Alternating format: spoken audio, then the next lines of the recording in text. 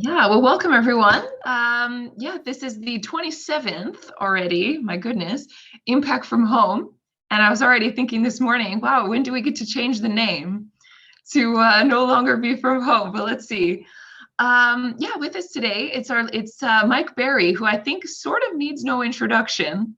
But in any case, you're running your own show nowadays. That's right, Mike, right? Yep. Yeah, super. And from before that has a really long career sort of leading sustainable business at Marks and Spencer's. And I think you've really made a groundbreaking progress on the Plan A strategy, but maybe can talk about that a bit more as well. But yeah, today he's joining us to talk about 7 sustainability megatrends that he sees taking shape, and most importantly, what to do about them. So, we've all got a lot of ideas, but now we need a game plan. So I think that's what we can try to map out today. So without further ado, Mike, I'm going to pass it over to you. Andrea, thank you. And so much has happened last week. We've now got to 10 megatrends I can share with you as well, how quickly the world changes. I'm smiling listening to Rob saying, newborn baby, congratulations, Rob. I've got grey hair for a reason. It's partly old age, partly work, and partly having 3 teenagers as well. So welcome to the world of fatherhood. I hope you enjoy it as much as I've done. Look, I'm 54, so I'm passing the baton in many ways to you, a younger audience, a dynamic new set of leaders coming through to truly create a sustainable future, society and economy. I've learned a little bit on my way, and I hope to sort of share that as I pass the baton across to you. I'm going to do 3 things. I will talk briefly about how I got to where I've got to, very briefly. I'll talk about these 10 megatrends, and then I also offer some observations about how to integrate sustainability into a big, busy organization going forward as well. So I'm Mike, I'm 54, 3 teenage kids, a chemistry degree back in the different century, literally. Started out as an environmental consultant, joined Marks and Spencer in the year 2000. And this is where I started from. I had my very first job. I was recruited by the chief financial officer at Marks and Spencer to be a very, very junior environment manager. And I thought it was really strange to be recruited by the CFO. She sat me down in Marks and Spencer Towers the first day and said, Mike, confession to make.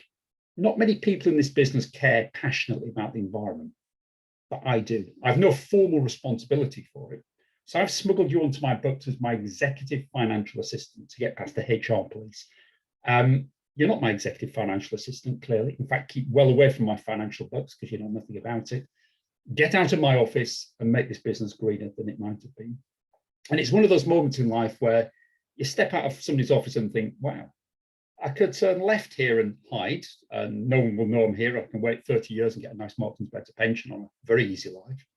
Or I could turn right and throw myself into this difficult task and get grey hair and bags under my eyes, but make a little bit of a difference. And that's what I did with a number of brilliant people at Marks and Spencer. This wasn't the Mike show, this was a team effort. So the first 4 years at Marks and Spencer, I had no line manager, no budget. It was just sink or swim on your own. And I worked out how to get across the business and recognize and find people dotted across the business who care passionately about green issues. Built a little bit of a guerrilla army. I was very fortunate. An inspirational leader called Sir Stuart Rose, now Lord Rose in the UK, came in to run Marks and Spencer in 2004. And he had to turn the business around. It was not in a good place. But he said to me, Mike, one day you'll be one of the most important members of my leadership team. I'll come and find you in 18 months. And he did. And he gave me permission to work with a small number of people to develop Plan A, because there's no Plan B for the one planet. We've got 100 social and environmental commitments across every aspect of a food, clothing, homeware, financial services retailer, with a global supply chain of thousands of factories, tens of thousands of farms, thousands of raw material sources, selling 3 billion items to 32 million people. And in 100 days, I wrote 17 versions of Plan A at the end of 2006, under great pressure. We launched it, we implemented it, we renewed it, we implemented it again, we drove it deeper into the business. And that's why I've got grey hair. Lots of people said, leave the business once you've launched the plan. You're reasonably famous in our small village for that. Don't hang around to be the guy that didn't deliver it. And I said, no. I was put on this earth to have a good go at actually driving practical change in business. So I'm going to give it a go. And it was hard. And Marks and Spencer has been through its ups and downs financially over the last decade, and everything we did with Plan A was played out against that. But we achieved a lot as a team. And my overall learning was the sort of the 5 phases of change that we led at M&S. The first was build that firm foundation of change, the social environmental commitments, the proof points for the outside world that you're serious about this. That was the corporate responsibility plan. The second phase was then the integration into the beating heart of the business. So it wasn't just a plan on the edge of the business, everybody was working on it. And this was things like the food team at Marks and Spencer developed a program of working with their suppliers. So every Marks and Spencer food supplier was on the bronze, silver, and gold ladder to become more sustainable. As they became more sustainable, they became more economically successful. They drove down their cost base, less waste, less resource use. They improved their productivity, better motivated people. Every Marks and Spencer item, 3 billion items we sold every year, had to have at least one Plan A story to tell each year.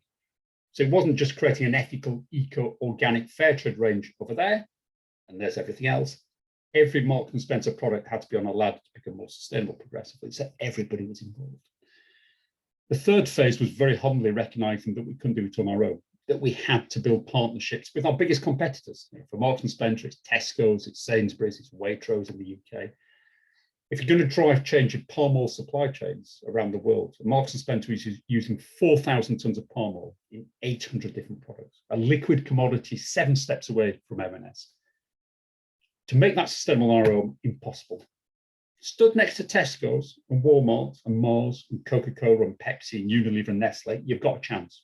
So we built those partnerships before a lot of other people recognized the need.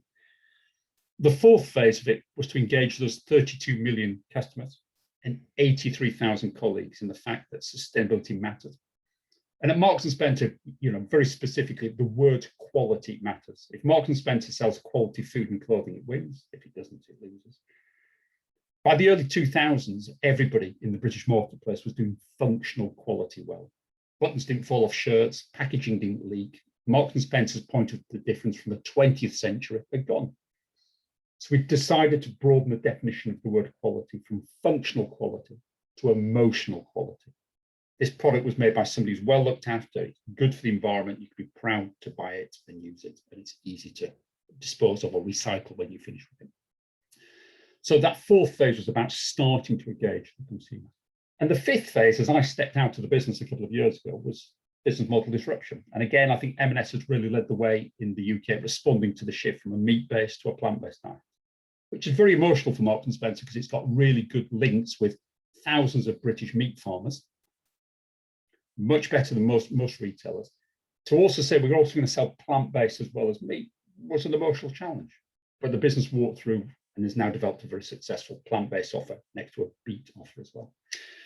So that's the learning I take from Marks and Spencer. A very quick rush, and please ask any questions in a moment about that. Let me just put some slides up to do the second thing now, which is, I'm just going to use 4 slides, which are about the mega trends that I'm seeing out there in the marketplace now.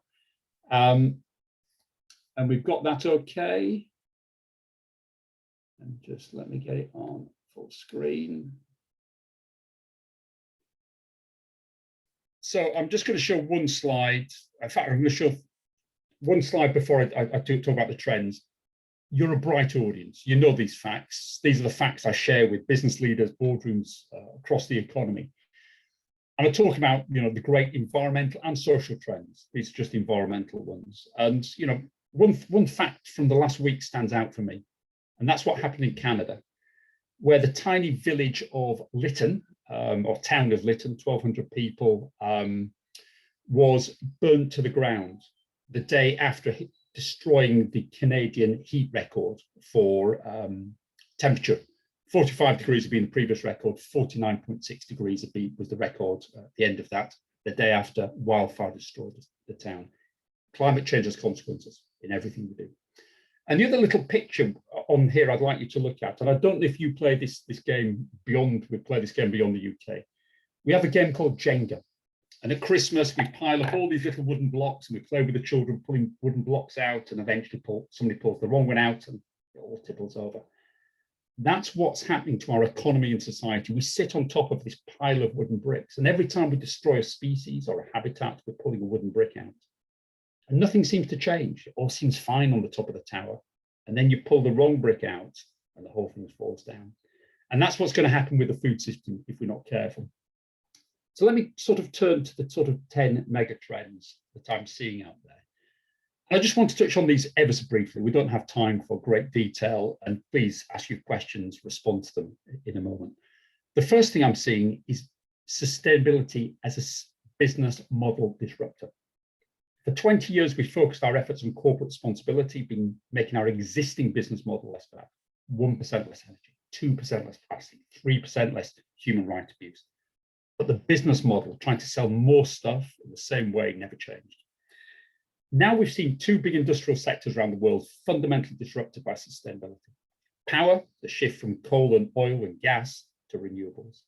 And the second, mobility, the shift from the internal combustion engine to electric vehicles. In each of those two sectors, the incumbent businesses sleepwalked into the future and they're being destroyed by new businesses. The most valuable company on the planet in 2013, just 8 years ago, was ExxonMobil. Now it's not even in the top 30 most valuable companies in America. Its valuation is almost being overtaken by NextEra, the biggest renewables company in the world. The same with Tesla. 2013, 8 years ago, it's worth $12 billion US. Now it's worth $600 billion, and at times worth more than all the other companies on the planet put together. Now, Tesla might fail. Tesla might have some speculative froth in its share price right now. But the point is, the incumbent car companies were asleep at the wheel as we shifted towards EV. Now they're scrabbling to keep up. The third great sector to be disrupted in this world is food. We don't have time. I could talk for another hour about disruption of the food system, meat-based to plant-based, and ultimately to laboratory grown, single-use plastic being replaced, indoor farming coming, but we don't have time. But food is next, then fashion, then finance, and every sector. The second thing I'm seeing is the net zero economy is coming to every business. So in the past, it's been about voluntary leaders. A Unilever, a Marks and Spencer, a Rabobank would say, we will go further than we need to do because there is no law, there is a vacuum, and we will step into that vacuum and set our own standards. Now what we're seeing in Europe, the UK, in Japan, in South Korea, China to a degree, I think soon in Biden's America, is legal mandation of a net zero outcome for the whole economy. And again, lots of businesses are responding to that. I think there's some very poor net zero commitments. So any business that's committing to net zero after 2040, that's not credible. 2050 is for nation states, companies 2040. Scopes 1, 2, and 3, your supply chain and consumer use of your products has to be part of what you do. And residual emissions. You should only be offsetting at the end of your journey towards net zero, 10% of your current emissions. Some businesses intend to offset 30 or 40 or 50%. That's not right. So the second big trend is doing net zero everywhere and doing it well. The third point is about a circular economy. And again, you know this, we live in a very profligate world. The world consumes 100 billion tons of material every year. 7% of that is recycled or reused properly each year. It's crazy. Now, what we've got on carbon is we've got a really clear endpoint, net zero we're trying to get to. The definition of how to get there, science-based targets. It's reasonably clear, even though much needs to be done. On circular, we've just got pilots and trials. It's all subscale. We need to rapidly build scale circular models. And remember, circularity and carbon are joined together. We have to do them together. My fourth point is about consumption. I've spent 20 years working on sustainable production, factories and farms and fields and forests and fisheries behind the scenes. Now we need a conversation with 7.7 billion people on the planet, or certainly the 3 or 4 billion that consume in a profligate way today. Talk to them about their consumption choices. So the world's biggest fizzy drink company on the planet sells 700 billion servings of its drinks every year. With population growth by 2030, that'll be 1 trillion. Before the pandemic, the world consumed 130 billion pieces of clothing and footwear. By 2030, that will be 200 billion.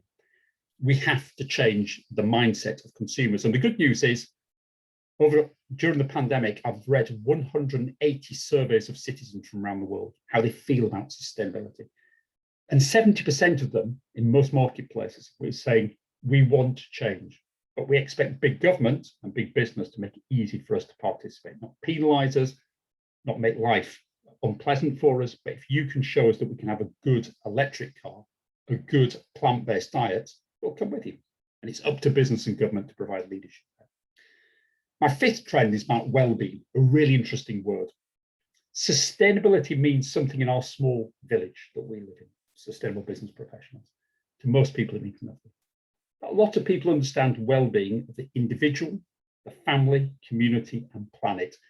The businesses that can show that well-being is good for the planet and people together, particularly around diet and food, will be the ones that win in the future. Now, there's been a lot of environmental trends there. So my next trend is about business as a good citizen. And still, when I look around, I see a lot of ambition environmentally from business. Net zero, circularity to an extent. Ambitions, not plans yet, but on social sustainability, it's mainly about risk management.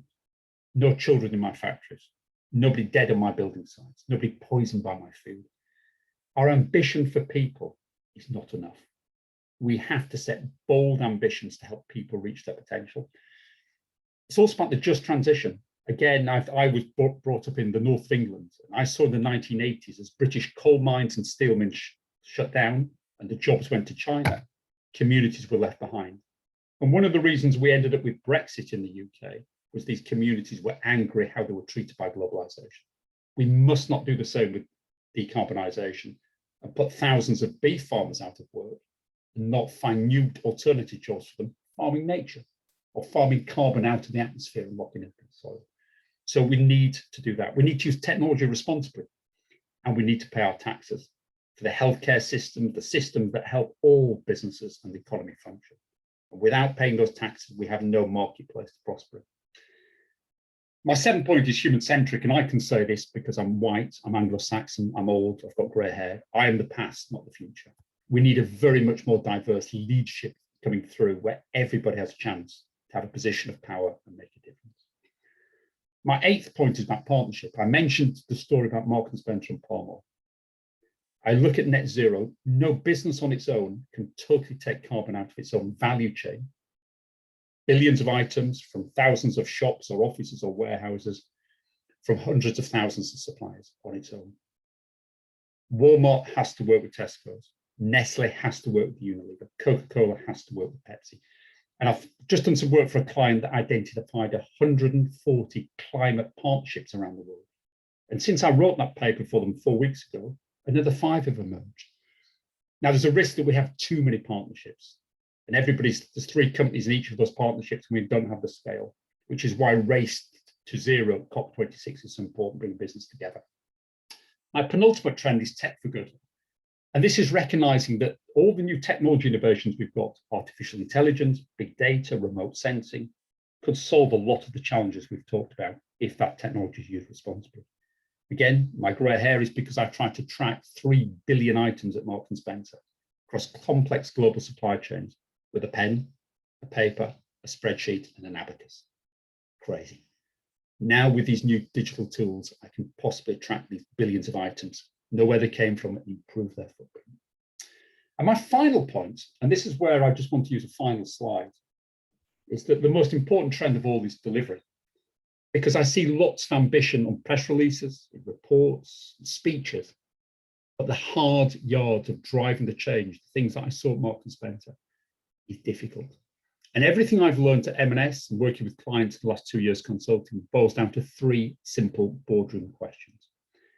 Do you know why you need to become sustainable? Do you need to know what you need to do to become sustainable? Do you know how to integrate this into your business? The why is looking up and appreciating that sustainability is a disruptor now and understanding all these complex, conflicting drivers for change. Policy, investors, your customers, your colleagues, the science and disruption of extreme weather events in your supply chains and your operations. And it's bringing all of that swirling mass of information together into your core purpose, your values, your business model, your strategy, and how you work. And then making sure that your leadership team, internally and externally, can communicate coherently why you have a compelling business case to become radically more sustainable. That's the why. The second thing is the what. This is the engine room of change. This is your human rights target, your water target, your plastics target, your carbon target. This is your reporting internally and externally to make sure you deliver what you said you would do. And again, lots of businesses are quite good at this. Maybe not the internal delivery yet, but certainly the what is the strongest part of what business does today. And then the third part is the bit that business always gets wrong today. It's trying to make sure that sustainability is done by everybody in your business and your supply chain and your customers and your investors. Not because somebody's told you to do it, and if you don't do it, you'll lose a contract or you get sacked or you get fined, but because people understand the compelling reason why we need to become sustainable and the business case for them personally of acting.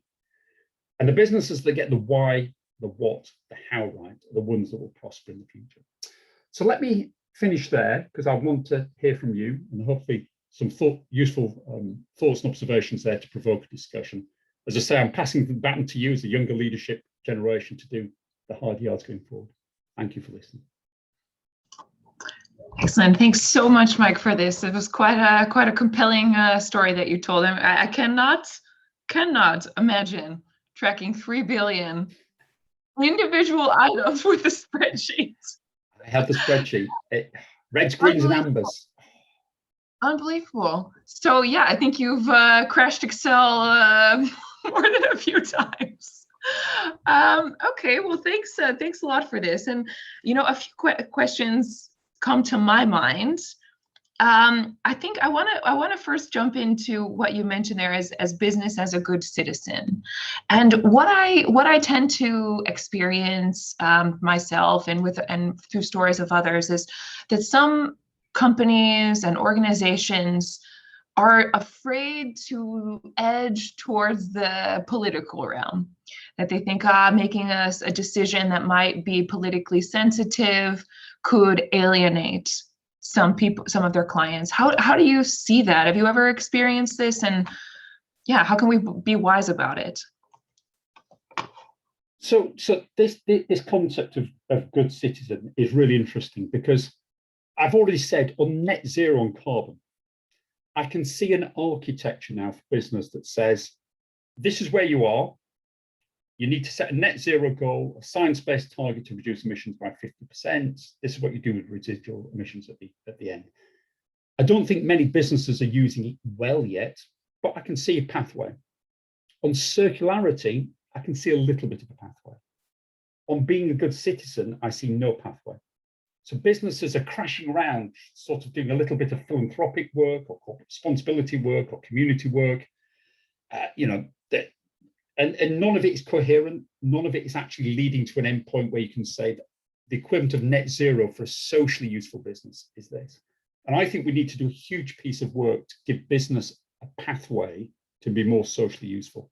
And I think that, nowhere is that more important now on tax. I think tax has been lurking there for 20 years, where businesses spend all its time trying to avoid tax.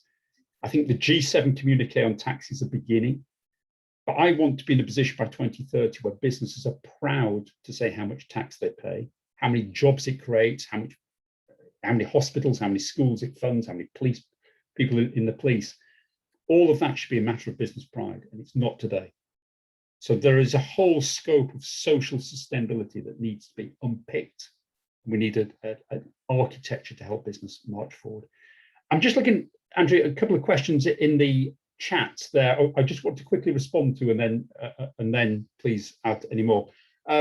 Wolfram's asked about if net zero is omnipresent, does it remove the competitive streak because everybody's just sort of edging forward slowly together at the same pace? And let me just respond to that. I think what matters now is to get scale into the marketplace. It's not enough that Unilever is a brilliant company, will become even better. Unilever is one company. We need 10,000, 100,000, 1 million Unilevers. That's where you need the law. You also need Unilever to drive change, like a Marks & Spencer, down through its supply chain to involve tens of thousands of factories and farms around the world. That's why Scope 3 is important. Having said all that, there is an incredibly important competitive issue here. So I believe that only half of today's car companies will be around in 2030, 10 years' time, because half of them have been so slow to respond to the electric vehicle shift. Half of the world's food industry will be destroyed in the next 10 years because of the shift to new forms of producing and providing diet and food to people as well. So there is a massive competitive issue that happens above the minimum standards of net zero in the economy. Unless you are a leader at delivering a personalized, low carbon, circular diet to people, you won't have a business as well. So I agree with the general principle, but I think there's a huge degree of competition there. And then we've got, sorry, Andrew. Maybe Wolfram, I'm curious if Wolfram has any sort of reaction to that, because I see something coming here in the room, but is this or in the chat? Thank you for responding, Mike. The question, the answer that you gave was a little bit different than the question I asked, because I thought, oh, well, people set goals, but then they comfort themselves in having set the goal and not having focused on the action to actually get there. Yeah. And it seems like it's sort of like a fashionable contest who sets the most ambitious net zero goals. But I found your response equally intriguing and agree with it. Well, Wolfram, and this is why I put my glasses on now, I can read your question properly. So let me respond to the actual question. I absolutely agree with you. There is a backlash now against net zero. A lot of people talk about not zero as a hashtag, because the ambition is set. It's often okay, but no one is willing to actually do the hard yards of changing their business model, their product mix, their operations, their supply chains. And this is my point now. Most businesses are underestimating how much they need to change in the next decade. And only those that are willing to change profoundly. Now, let me tell you all a very provocative story that might make you.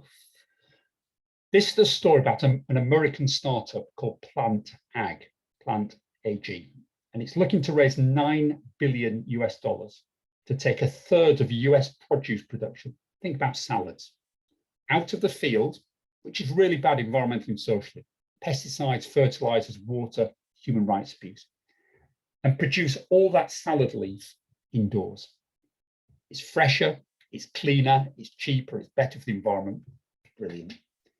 But you will put thousands of American farmers in middle America out of work because you've taken food indoors. Which is better, which is worse? Now, these are the discussions that will have to happen in the food industry in the next 3 or 4 or 5 years. Yet most businesses in the food industry have said, I've got a net zero target, I've done that. No one's thinking about the profound disruption of business model structure and what the implications of change are. So Wolfram, thank you for challenging me and getting me to answer the actual question you asked. I hope that helped. Excellent, thanks for that. And Johan, you also have a question here. Would you like to open the mic as well? Yeah, sure, no problem. Thanks, Mike, for your contribution. I'm not that much younger compared to you, but I know about Excel and I know about making the long yards.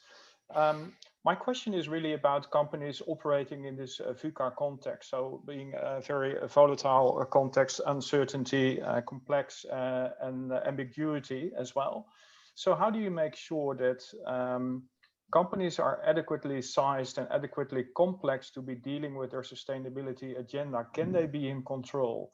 Particularly, I think it takes brave executives to take the decision to scale down, to pare down, to realize the sustainability agenda according to those topics that are material to the company. Yeah, Johan, brilliant question. And let me offer two quick comments. In terms of how big business is structured today, they are too big to transform on sustainability. And I think what I'm starting to see is now a big global brands, the leading big companies, are simplifying their supply chains. So in the past, they might have had 10,000 farmers. They were trying to track and to trace. They might be doing business with them for 1 or 2 weeks of the whole year. Almost impossible to set standards, manage them, and help those farmers improve.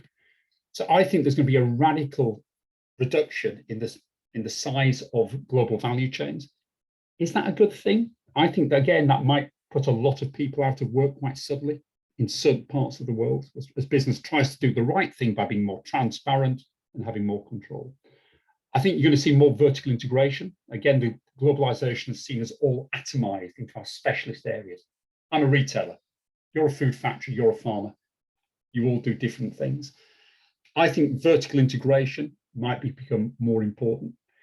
Then in terms of the sheer scale of what you sell, I mentioned 700 billion servings of Coca-Cola drinks. Now, Coca-Cola is a fairly simple business model. It's water, it's sugar, it's packaging.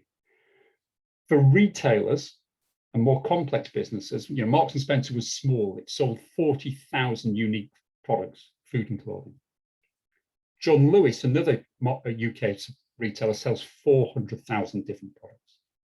I suspect Walmart sells 1 million. I suspect Amazon sells 10 million. To try and set targets to manage and reduce each individual product line and its value chain, really hard. So I think there's going to be a trend into simplification of supply chains and product mix. However, a third trend working against all of that is personalization. By the end of the decade, the 20 of us on this call have all got unique DNA profiles. At the moment, we go into Ahold or Carrefour or Metro and all buy the same food. Certainly for rich Western consumers, the ability to have food micro-produced for your needs, not just well-being, but planetary well-being as well. I don't want palm oil in my food, will become a massive trend, which brings more complexity to the marketplace. So all these trends swirl around, Johan, and the businesses that are able to understand them and navigate them are here in 2030. The ones that ignore them won't be. So a brilliant question. I don't have a neat answer to it, but that's just some thoughts and observations. Anything you'd say in response? Yeah, I think it's up to us as stakeholders to pressure companies to do more and to make sure that they keep track of their responsibility. That might even, to Andrea's point, include a moral responsibility from their license to operate, their social license to operate. So it plays at the scope of us as consumers, but also us as investors, as ultimate beneficiaries. Yeah. And there's some really good work now that says the single most important thing that we can do as individuals is invest our money for good. It's not about our day-to-day consumption decisions. It's not about whether we choose to fly or drive or cycle. It's where we put our euro, our dollar, our pound of investment, which businesses. And we ultimately decide where our pension funds, investments go that we influence. So again, we all need to be thinking about being mindful owners of business as individuals and not leave it to somebody else as well. Yeah, thanks a lot for that, Mike and Johan. Next one, I'm wondering, Michael, if you would like to open the mic as well. Yeah, sure. So really interesting, Mike. I've enjoyed listening to it. Something I'm seeing, so I work at a tech company that sells solutions to drive efficiency with data analytics. And I'm building up our sustainability approach in our software. And it's really good because everyone loves it. The colleagues, the customers, people are super intrinsically motivated. But at the same time, they really see it as something that's not their job. It's like something you do in a silo that's good for the world and all so they're happy that I'm doing it, but they don't see it as something that they will do or become part of their core business activities.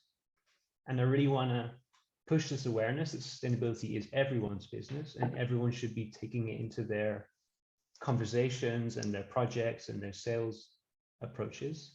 I'm curious how you see this and if you also have experience in the best way to communicate this mindset shift that people need to have. Michael, great question.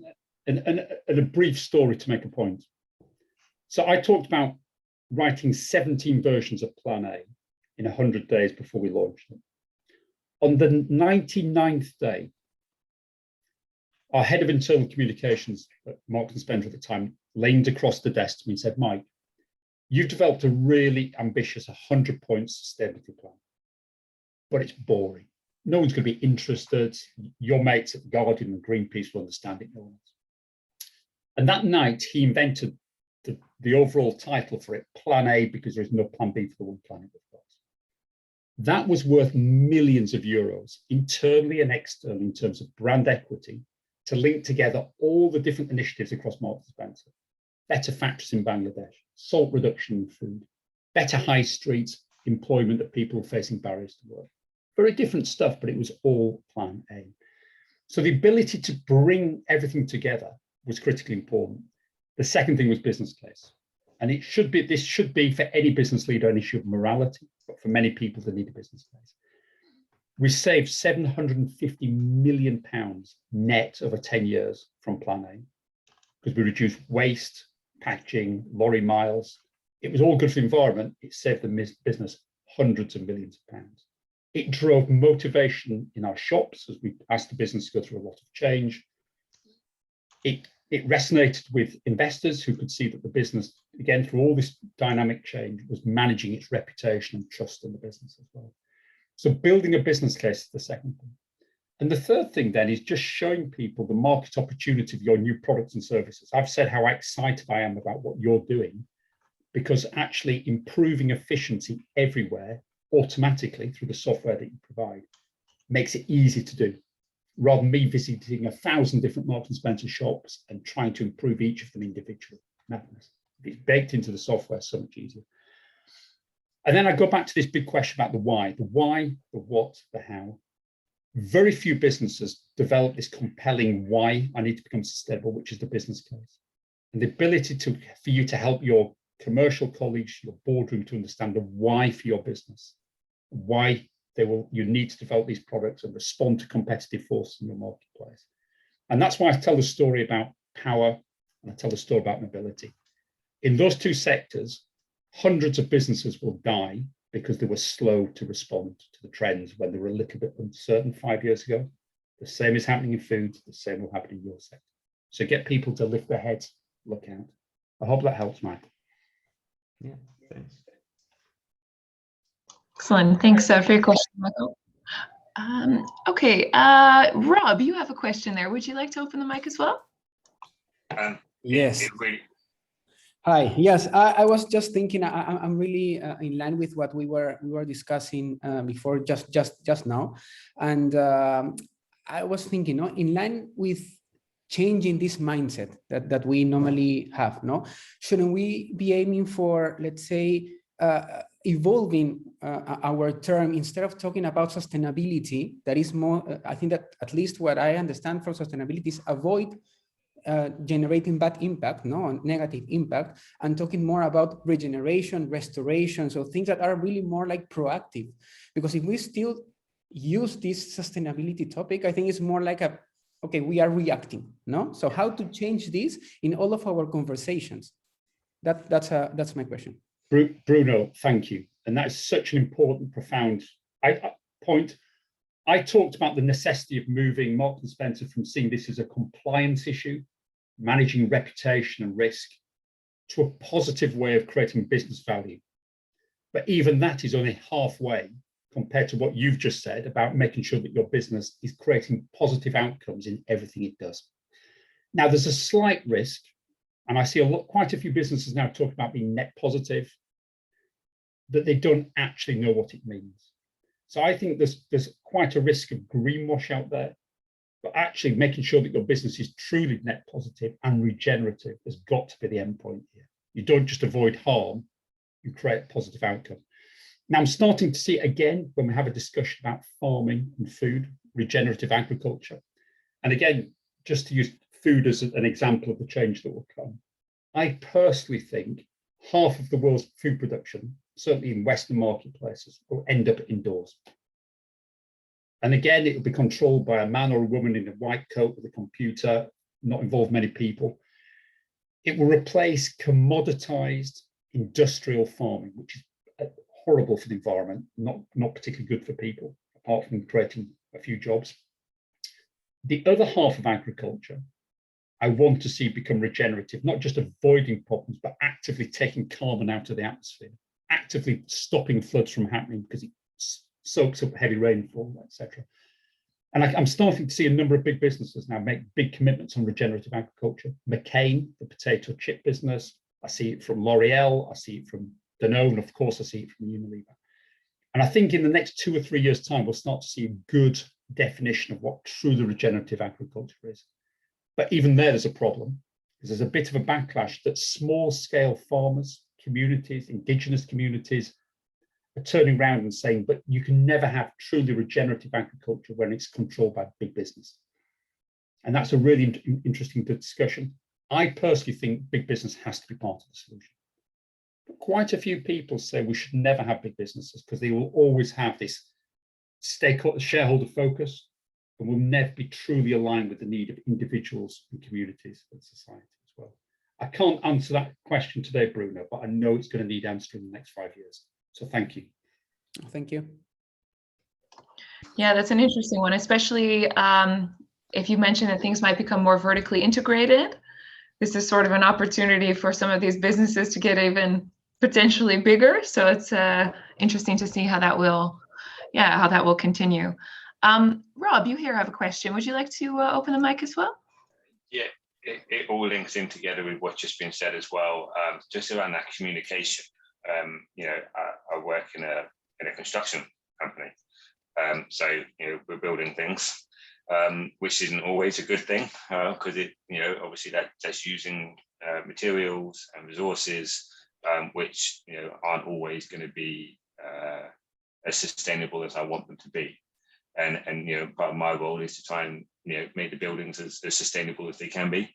But in order to do that, I've got to have a client who wants to invest in achieving that. And even when the client is somebody who has a lot of money, and from that perspective, finances is not really an issue. There's always a pushback of, well, that's going to cost me more money. And it becomes a question of how do we frame the sustainable communication. Like Bruno and Michael has been saying, how do we get people to engage with it as not just a necessity, not just a compliance thing, not just how do I achieve my net zero, but how do I do the right thing? And the same thing also internally within my own company. I've just convinced them to go for a renewable energy tariff, which is obviously that's a start, but the pushback was it's more expensive. Well, yes. Of course it is. And yes, we need to reduce things, our overheads, but things are more expensive when they're good. And how do we drive that sort of communication so that people are really engaging with it for the right reasons rather than pushing back for what I would see as the wrong reasons? Rob, a really good point, and I get I've lived with that pressure and that difficulty all my life, and it never suddenly goes away. It never becomes suddenly that the boardroom is brilliant and totally understands you and says, Rob, anything on sustainability. That will never happen. But I think what you need to do is again, help your colleagues understand how quickly the marketplace that you operate in now is going to change over the next 2, 3, 4 years. And I like sport. I mean, I've been brought up loving sport, and I love one of the great sporting quotes for me is the great Canadian ice hockey player, Wayne Gretzky. Wayne, what makes you such a brilliant ice hockey player? It's because I skate to where the puck will be, not where it is now.